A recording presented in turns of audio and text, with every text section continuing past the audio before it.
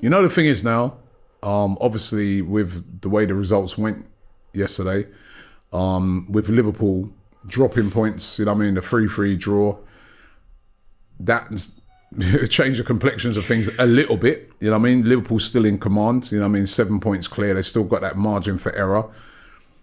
But it's about now just continuing to win, isn't it? Because that's all we can do. You know, like, there are going to be little slip-ups like this for Liverpool throughout the season, and they've got a lot more of those sort of tough away assignments to come. We know, listen, there's no shame drawing 3-3 at Newcastle, because we all know it's a very tough place to go to. But this was the point that some Arsenal fans were making, where people start to say, "Oh, you're being deluded," and this and that.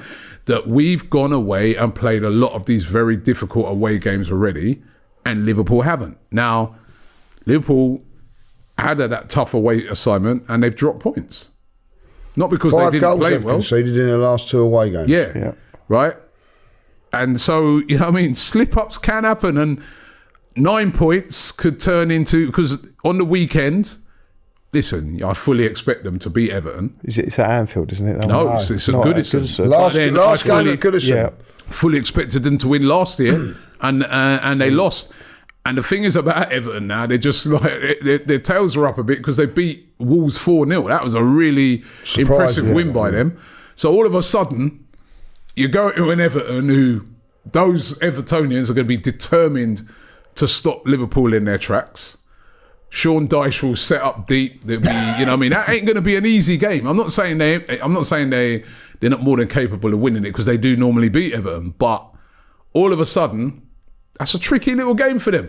Even a draw, right? And then if the other teams in us and it becomes 5 points, Chelsea and City win those games, all of a sudden those points, that big lead you have starts to come down.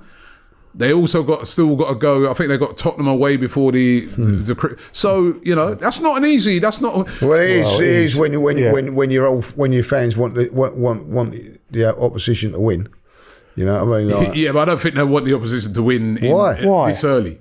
Why? You think Tottenham fans will want of course. Well, they wanted Man City with but that was at the end of the season. I don't think they were actually going for Champions League football back then. And they still had wanted a better chance of getting Champions League football last season than this season at this moment in time. It'd be a tough game. That would be a tough game, no matter what we say. So the whole half and half scarves would be sold very, very well that game. Or it might be 3/4. So what I'm trying to say is that there's still Liverpool are in the driving seat, but there's still a long way to go, as we've been we've always said that, and people have said we're delusional and all that, like, you know. Arsenal have got to go, so I still say it now, have still got to win 10 games on the bounce, see where it takes us. Well, sort of looking at it the other day, and I was thinking, like, over the last probably like 10 years, it's the teams that finish strong, innit? Like, because even us last year, we were all right up until Christmas. We were a bit shaky, man. Like, you know what I mean? We lost to Fulham when we got this weekend. We lost to West Ham. We had some little, we drew at home to Fulham. We had some really, we were a bit bitty. We were all right. There's a long way to go in this race. Actually, Mikel touched on it last week when he was asked about Liverpool's lead, and he said that we had a similar experience a couple of seasons ago, in that you can be so far ahead, but very quickly in the Premier League, things can change. Now, I think that particular comment was directed at Liverpool, you know, putting it into their minds that you think you've got the confidence, you're so far ahead, but the moment you start losing, it has this effect. And so much of life and football is based on confidence. And a little result like a last-minute goal, and also it was a mistake. You know, that keeper, you know, he must be kicking himself today that he just didn't come out and catch that or punch that or get something on it. Can have an effect. That last-minute goal can have an effect the other way when you get a last-minute goal. But to have those 3 points taken away from you is just fabulous for us. And I was making a point last night that you don't always have to lose games. You can draw a lot, because they can draw the next 2 games. That's 6 points dropped. Arsenal and Chelsea have lost 2 games all season. Liverpool have lost 1 game. There's not a lot. So losses, really, they've lost 1 less. But they're still 7 points ahead, because they've been where we've drawn games. And that's what those difficult away games can be. Those games can be the ones you draw. So you can go away to City and you end up drawing it. And actually, away to City you get a draw. So not always a bad draw. If you go away, you might go away to even a United and places like that. You get those can be draws, right? And that's when people are talking about and say, right, well, when you got those really tough away games, a lot, like us at Chelsea, you're not guaranteed to win them games. You know what I mean? Well, they've got to go to Chelsea, yeah, I know. They've still got to go to Chelsea. They've still got to go to Manchester City. Yeah. Just, they have played us. Yeah, they've played us. But they're two tough games which you would expect them to drop points on.